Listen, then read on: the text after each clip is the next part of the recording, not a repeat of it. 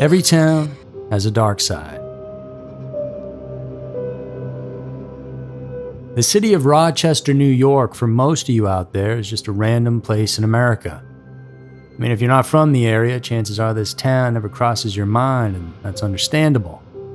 However, after today's episode, I'm almost positive you'll never forget it, even if you wish you could. Because between 1971 and 73, 3 young girls here were abducted. Each victim was around the same age, 10 or 11 years old. They were all abducted from Rochester, sexually assaulted and strangled. Their bodies dumped in or near a town that started... And these girls weren't picked at random. They were targeted for the simple reason that each of them had matching first and last name initials: CC, WW, and MM. On top of that, each of their bodies was discovered in a town that shared the same first letter: Churchville, Webster, and Macedon. And the press called them the alphabet murders, but just as fast as they came, they stopped. No matter how hard the authorities worked to crack the case, to this day, it still remains unsolved. Hey guys, it's Andrew, and welcome back to another episode of Every Town. Thanks for tuning in. And today we're covering, without a doubt, one of the strangest and most tragic unsolved cases in New York State history. And if you're a regular listener, then you know we tackle a lot of strange and messed up stories here, though this one hits on another level. It's a story that blends eerie coincidence and seems to come from a fictional source of inspiration, only the real-life story is far more violent and brutal than any book or film could be. And this is the story of the alphabet murders and how 3 young lives were taken up in Rochester.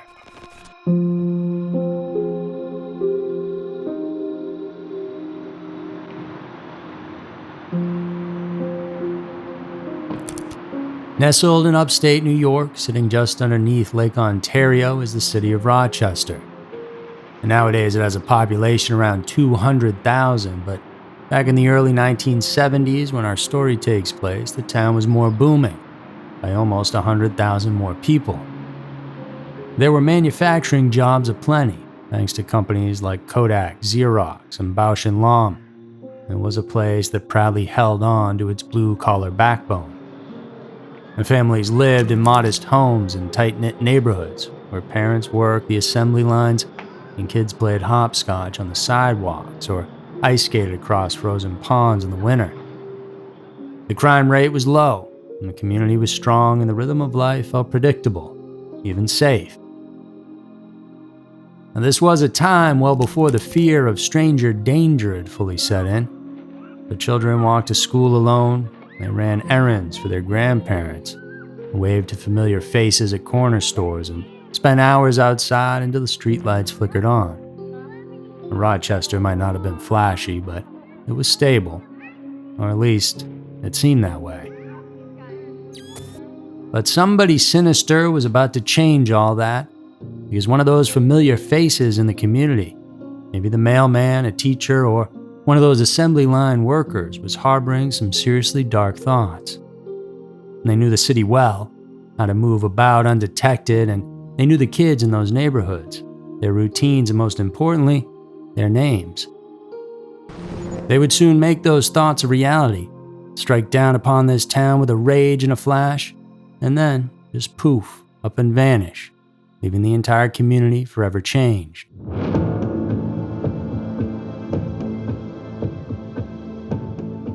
It was November 16th of 1971, a Wednesday, when the killer decided to finally strike.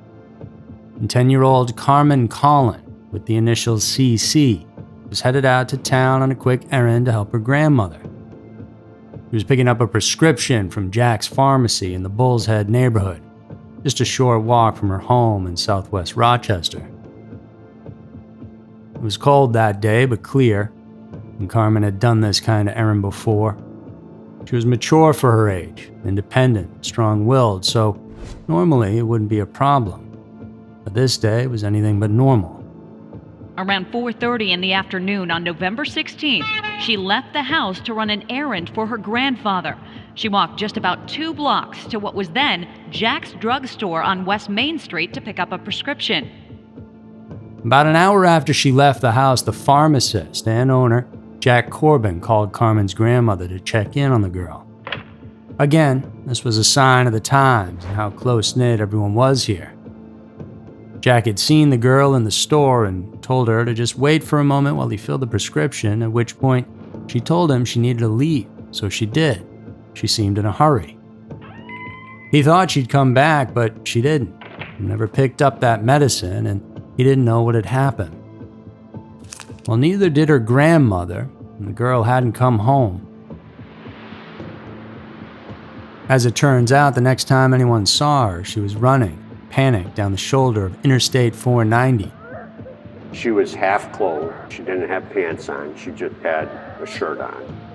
And her arm, she was flailing her arm. There was a dark-colored vehicle reversing towards her, and people said it was a dark Ford Pinto. Some witnesses said she was struggling with a man inside that car. Others thought it looked like a family dispute happening, and so nobody intervened. They wouldn't come forward until word spread about the missing girl, and Carmen was officially reported missing by 8 p.m. that night. And 2 days later, a couple of teenagers out for a hunt came across her body in a ditch off a remote road in Churchville, about 15 miles west of where she'd last been seen. This wasn't a random place, as the authorities would come to find out. Maybe the exact spot was random, but Churchville starts with a C, just like Carmen's initials. The area where she was found was secluded, woods on one side, farmland on the other. An officer at the scene later told a reporter that it was the kind of place no child should ever be. And Carmen had been stripped of her coat. There were signs she'd fought back. She had scratches on her body and had ultimately been manually strangled.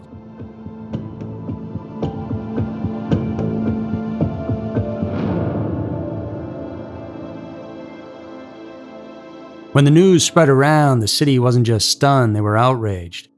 This type of thing doesn't happen here, and the fact that so many people drove right on by and didn't help her was, quite frankly, shameful.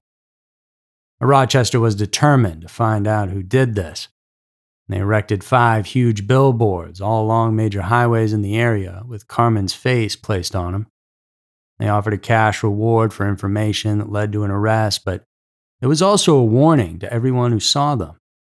A reminder to not let this happen again. And they didn't. And people stayed vigilant for some time, but eventually they got comfortable again and let their guard down.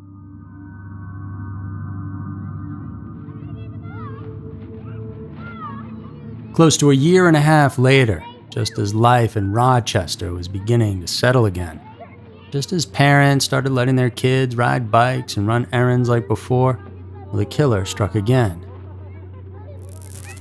And this time it was early spring, April 2nd of 1973. An 11-year-old, Wanda Walkowicz, initials WW, was doing what she always did, helping out. And she was responsible and thoughtful, the kind of kid who looked out for her younger siblings.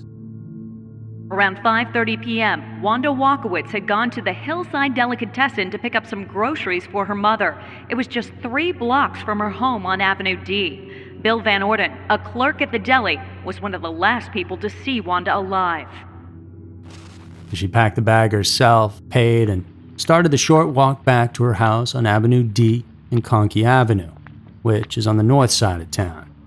And this was at around 5:15 p.m.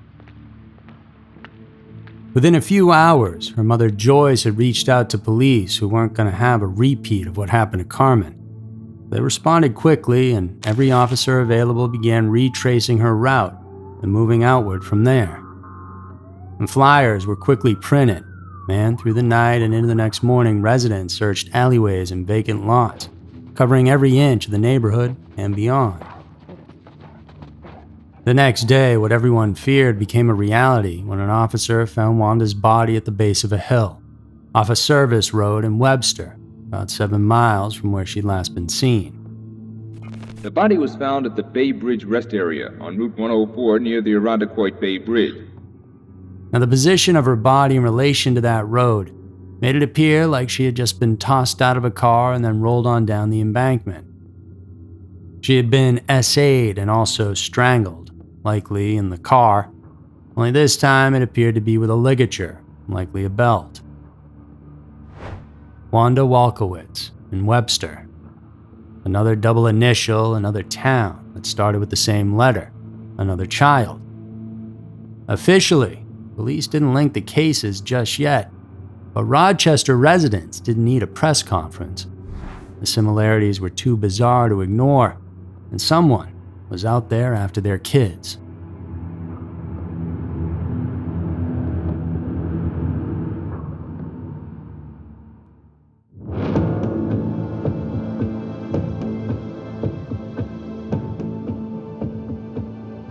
By late 1973, parents in Rochester were already tense. 2 murdered girls, no arrests, and growing unease. The teens were making jokes if their friends had the same first and last name initial. For parents of children with them, though, well, they felt fear. Still, though, it wasn't a certainty that this was all actually happening. I mean, it's just too bizarre. For those who saw it as a coincidence, they felt a little less stressed, but soon the breaking point would come for everyone. And when it did, it was impossible to deny the fact staring everyone right in the face. That this killer wasn't just a sick son of a gun. He was playing games, and that was all part of the fun. On November 26th of 73, just after Thanksgiving, the time to be thankful for everything, 11-year-old Michelle Maenza, initials MM, failed to come home from school. Her mom, Caroline, knew right away something was wrong. Michelle was responsible, and she didn't just disappear. Michelle's classmates spotted her after school. She was on Webster Avenue and Ackerman Street, near the North Goodman Street shopping plaza. Her mother had lost her purse there a couple days prior, and Michelle was planning on looking for her mom's purse. But she wouldn't make it there. Roughly 10 minutes later, a witness saw something strange. A young girl matching Michelle's description was in the passenger seat of a speeding beige or tan vehicle, barreling down Ackerman Street. The witness couldn't be sure what was happening, but they remembered one thing. The girl inside it was crying. That same evening, around 5:30 p.m., another sighting. A man was seen standing beside a beige or tan car with a flat tire along Route 350 in Walworth. Another sighting, this time on Route 350 in Walworth. He described the individual as holding the girl by the wrist, again, as well as the trunk being open. The suspect and vehicle description were exactly the same. Do you believe that was Michelle? I believe so. 2 days later, Michelle was found dead less than a mile away. She was lying face down in a ditch off a quiet rural road in Macedon, 15 miles from Rochester. She was fully clothed, but what had been done to her was brutal. She had been beaten and strangled from behind with what investigators believe was a thin rope or a cord. But the crime scene revealed more than just violence. And clutched in one of Michelle's hands were leaves that matched the very ground she was lying on, suggesting she had died right there on the spot. White cat hairs were also found on her clothing, hairs that didn't match any pet in her home. And then there was the stomach contents, hamburger and onions. And she'd eaten roughly an hour before she was killed, and it lined up with other witness reports of a man with dark hair in his mid-30s, 6 feet tall roughly, seen with a girl who looked like Michelle at a fast food restaurant in Penfield around 4:30 p.m. And again, later that evening along Route 350 when that passing motorist had stopped for help. It was clear now, this was no random crime. Michelle Maenza in Macedon, MMM. Someone had watched this girl and followed her, and whoever did it had done this before. Rochester was in full panic mode.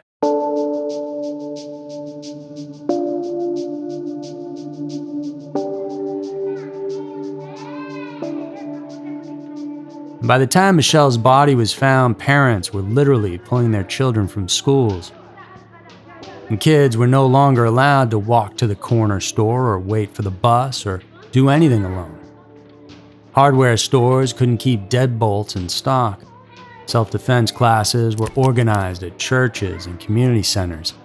And everywhere, at dinner tables and beauty salons, over police scanners, people asked the same question: who was the killer? And theories began flying, and some people thought that a satanic cult of some kind was involved, a group of people with a ritualistic motive. But the eyewitness testimonies and evidence didn't support that. And this was more of a knee-jerk reaction to the whole situation. The idea of one person being capable of such acts was more terrifying than if it were a group. Multiple people meant more chances of being caught. One psychopath out there is frankly more terrifying. And this wasn't random either. These girls were followed, watched, chosen.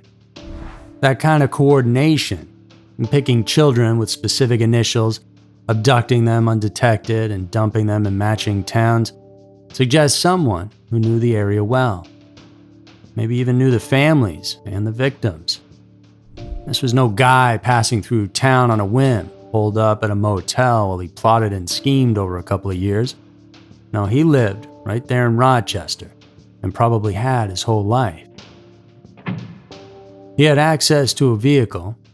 He may have been seen before as a friendly face around neighborhoods, a delivery driver, a utility worker perhaps.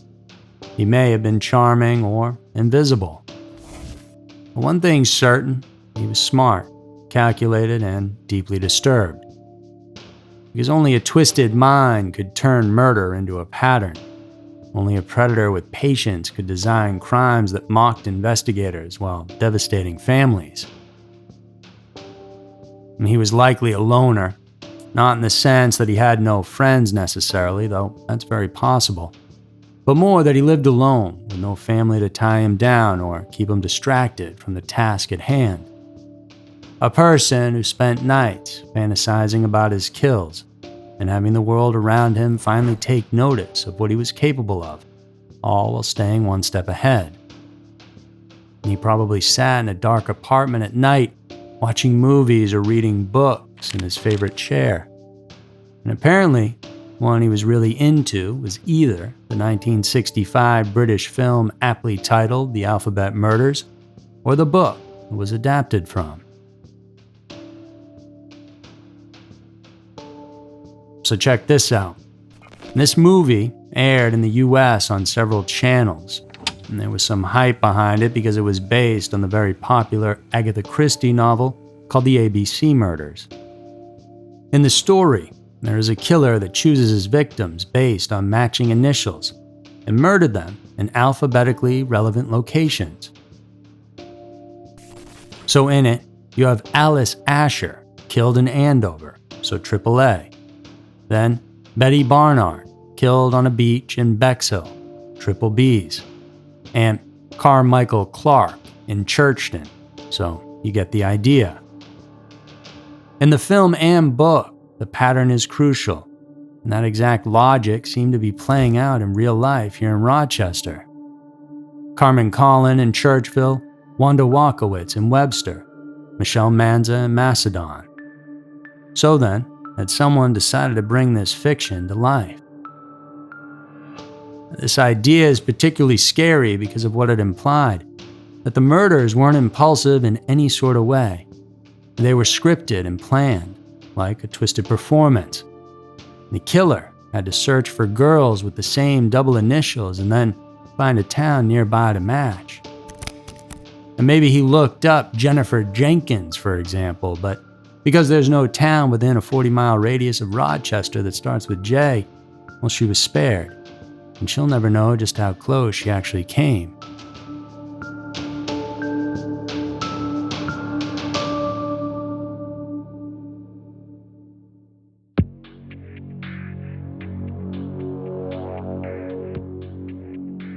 The Rochester PD worked with the FBI and state police and looked into this angle of the book and the real killer. Together, they also compiled psychological profiles, interviewed more than 800 suspects, and conducted polygraph tests. They tried to look at every angle, and some authority figures weren't convinced that, for one, these girls were killed because of their initials. They thought that this was a coincidence. And they claimed for a killer to base their victim on such an arbitrary thing is rare. It certainly is, but not impossible. Another thing is they aren't sure this was the work of one person, particularly the case of Carmen Colon, whom they believe was actually killed by her uncle.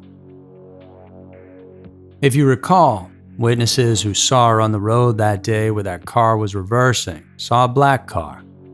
Carmen's uncle, Miguel, had recently bought something similar.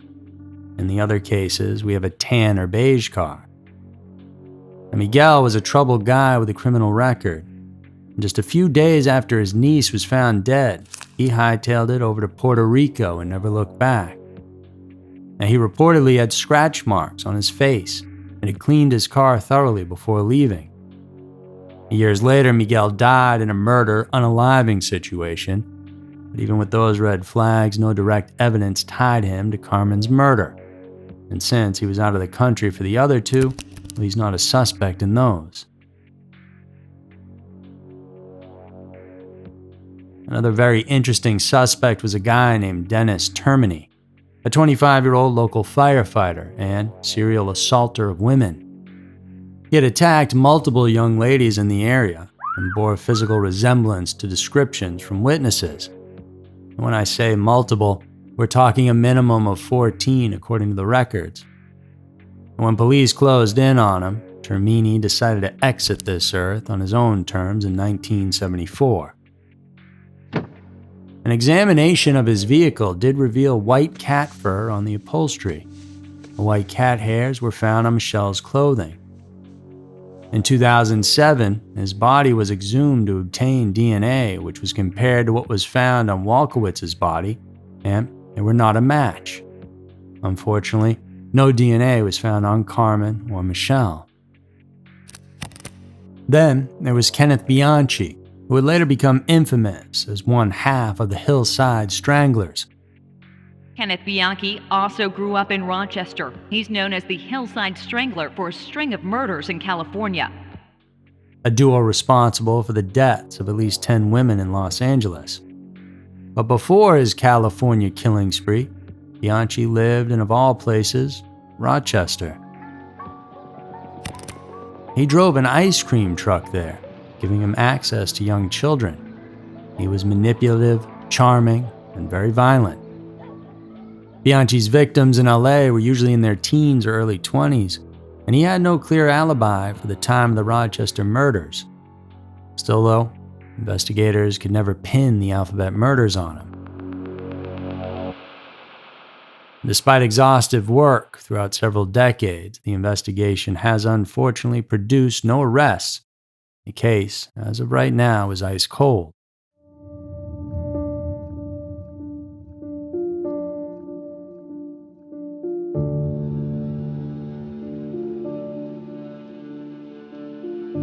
By 1974, the media had moved on from the sensational story, and with no new victims, it slowly faded away from the spotlight. Michelle's parents moved out of state, and Wanda's mother stopped answering phone calls from reporters, and Carmen's surviving relatives refused to speak publicly for decades. In 2001, police revisited the case using modern DNA testing, but degradation and lost samples made it impossible to build a viable profile. And so, to this day, the alphabet murders remain unsolved. And 3 children, 3 towns, 3 sets of initials, and a killer who, for all we know, got away clean. It's now been over 50 years. The streets where those girls walked have changed. The corner stores are gone and some roads have been renamed. But for those who were there, will remember the panic, the news, and the funerals, they'll never forget. This wasn't just a fictional murder mystery. This was real life, twisted crimes that are hard to comprehend, and it's a deep wound in many. especially to those in the city of Rochester, and for some, they'll never fully heal.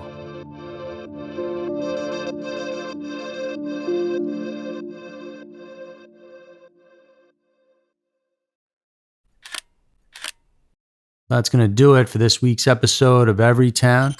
If you want more content like this, check the links in the description. Full podcast episodes, exclusive videos, and our feature-length movie An Angry Boy is streaming now. Thanks for being here. Remember to come back next week for another episode filled with scary, strange, and mysterious stories. Because you never know. Maybe your town will be next.